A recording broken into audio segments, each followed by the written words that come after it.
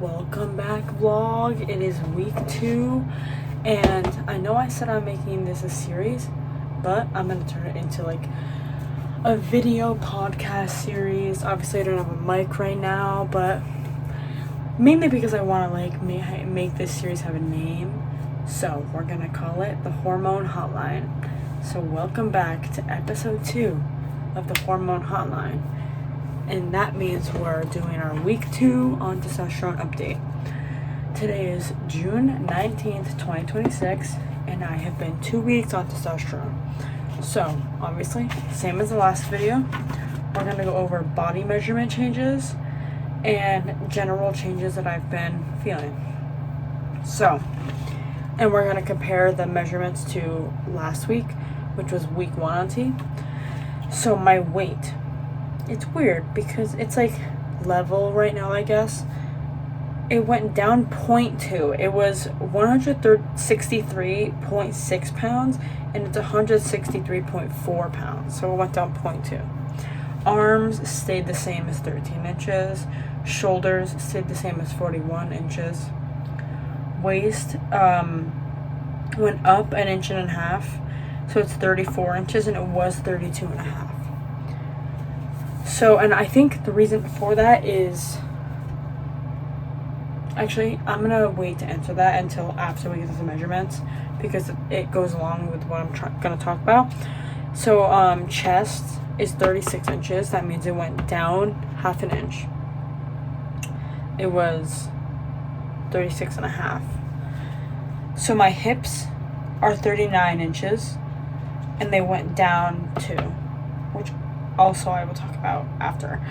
My booty, 43 inches, so it went down 1. It was 44 inches, which 43 inches is what I was pre-T, so yeah. Neck, 13.5 inches. I'm assuming that's not gonna change for a while. My right thigh is 24 inches, so it's the same, and my left thigh is 23 inches, so it went down 1.5 inches, which that doesn't really make sense to me, so maybe the measurements were weird last time. And my right calf is 15 inches, so it's the same, and my left calf is 15.5 inches, which is probably to do with my physical therapy. So, physical therapy for my knee. So guys, now that we're through the measurements, we're going to talk about what changes I've noticed. So first of all, I'm definitely, like, I didn't think this was going to happen so soon, but I'm definitely getting hairy. Like, not so much on my face, besides, like, I don't know if you can see it. Oh, you can actually kind of see it. I have all this peach, like a lot of it, and it's light right now, it's white, but there's, like, a lot of peach fuzz, like, all over here. And also, when I sweat, this, like, is, like, white. And the rest of my face is red. It's almost like because there's a lot of peach fuzz there. I don't know. And also, like, all here and on my, like, it's kind of weird because I haven't had top surgery yet, but, like, all here and here and here and here is, like, a lot of peach fuzz, which I'm pretty sure was not there before. Because it's like, whoa, there's, like, literal chest hair. But it's, like, peach fuzz right now because it's, like, white. So hopefully it darkens. I think my girlfriend said that my back is, like, the same as the front, so it's, like, on my back too.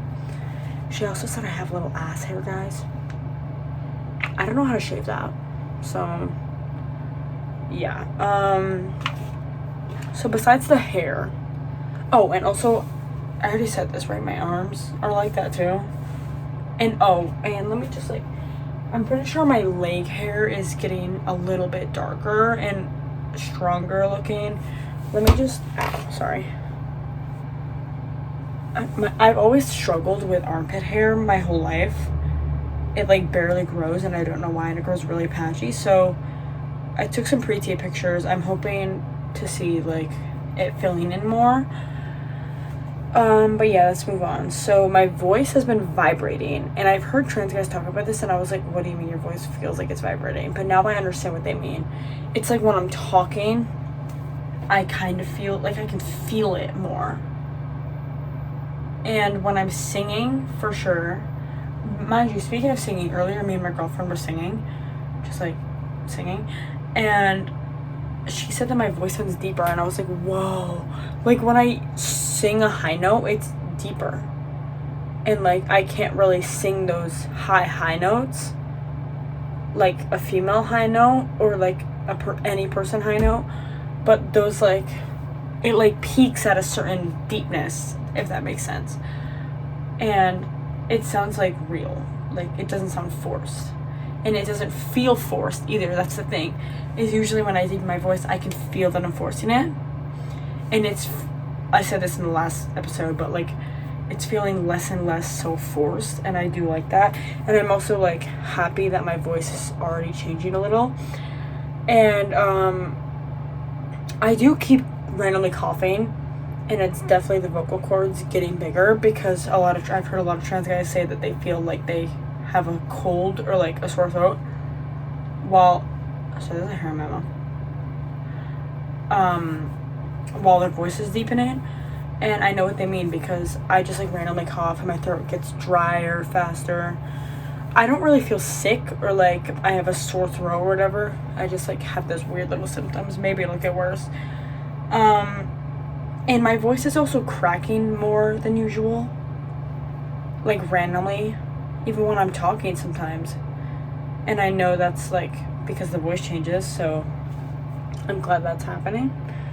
And then the short temper, I talked about this in the last episode. It's like definitely there. It's like really the same as what I talked about before, but it's getting slightly easier to like maintain and control. And like I recognize more when I'm lashing out, and I can like stop and like collect myself a little better. Definitely still there. Definitely not gonna go away, but I'm gonna get used to it and adapt. And I'm glad about that, because I don't want to be an angry person. But the first 2 weeks have really been like, I would say, the rough emotional 2 weeks. I'm pretty sure it's gonna get better from here, but we'll see. Stay tuned. And the sweat, I'm still like profusively dripping sweat randomly, but it's not as much as it was in the first week. Maybe that also has to do with it not being as hot, but I'd say it's calmed down a little bit, which I'm glad about. So the exhaustion that I was having, it's not as bad.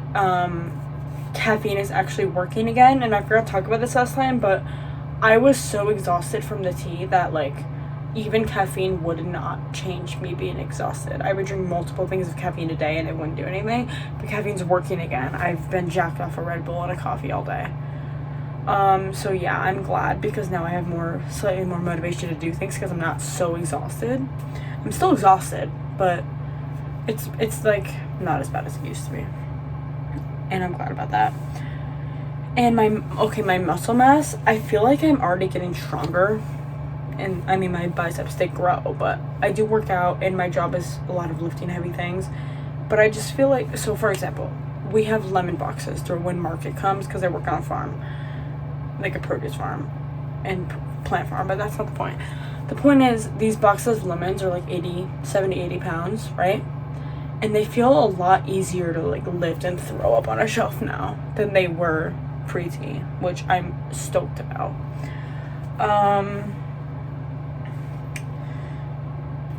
And yeah, my fat redistribution, I do want to talk about that. I can't show you guys because I'm not binding right now, but I'm not as curvy as I was. And it's like squaring out, I would say. And my abs are like being more like toned and defined. I don't know if that has to do with the tea, because I haven't really changed my workout routine, so I feel like it has to be. But yeah, like it right here, you can't really see, was like sucked in, but now it's like pretty flat, and I'm like really excited about that, because it looks less feminine, which is like the whole point of tea. Okay.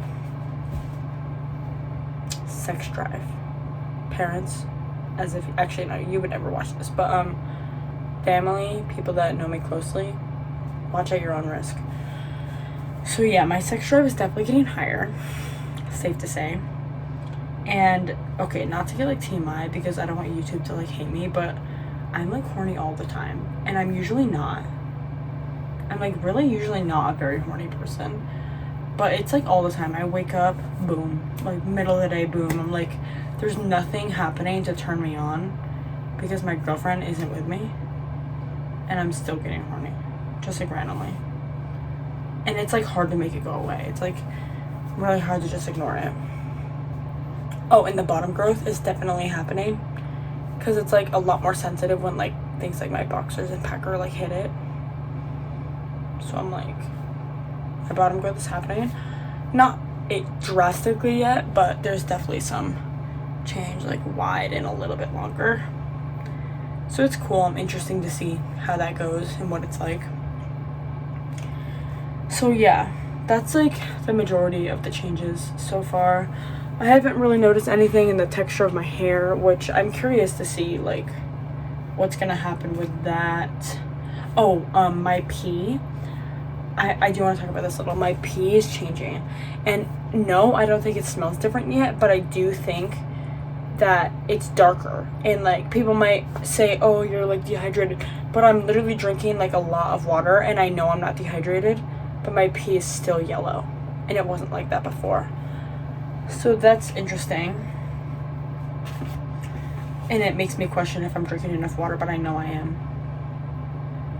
So yeah, I think that might be all the changes on week 2 so far. I know there's more gonna happen, and I'm excited for that. I have my first therapy session this Monday. Not my first, but my first with the people that I got my tea from. So the plan is to get a consent form, I guess. Or what's the word for it? It's like, a letter of recommendation from a therapist for top surgery, because that's my next step to be able to talk to a surgeon about planning a date. So yeah, we're gonna do a whole different episode about top surgery and like what my plans are for that, or just we can make it about surgery in general. So yeah, stay tuned for that. Maybe it'll be before the 3rd episode, who knows. But yeah, guys, thanks for watching my new series called The Hormone Hotline.